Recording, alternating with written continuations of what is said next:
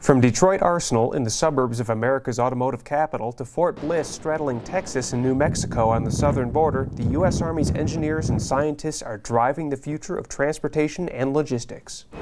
Called Autonomous Leader-Follower, these trucks have all the latest gadgets in the car maker's toolbox. Automated lane keeping, adaptive cruise control, driver warning systems, everything you'd see in the highest-end cars today, except a driver. We're taking soldiers out of harm's way and put them in a more protected environment. Donald Overton is the lead project manager for TRADOC's Capabilities Manager for Transportation, the Army's group that tells the engineers and scientists what the force is looking for in new vehicles. I'm excited about this technology. I think it's cutting edge. I'm proud to be part of the Transportation Corps because we're out there leading it.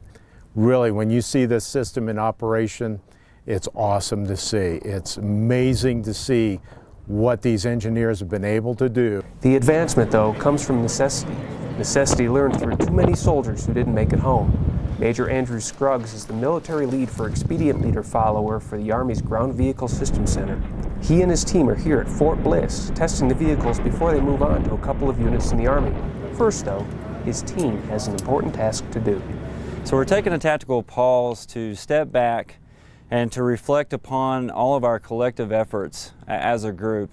Major Scruggs and his team are dedicating each of the first 16 test vehicles to one of 16 motor vehicle operator soldiers killed in Iraq and Afghanistan.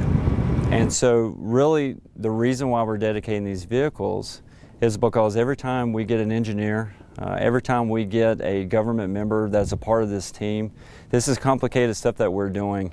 It's a very high level of rigor activities. And sometimes people can get burned out. But when they see that vehicle data plate on that truck that they're working on, they're going to be reminded of why they're doing what they're doing. The trucks will carry special data plates on them describing the service and sacrifice of each of these fallen soldiers. After today, these trucks move on to more testing, while 2 other sets of trucks will be delivered to transportation companies at Fort Sill, Oklahoma and Fort Polk, Louisiana in the near future.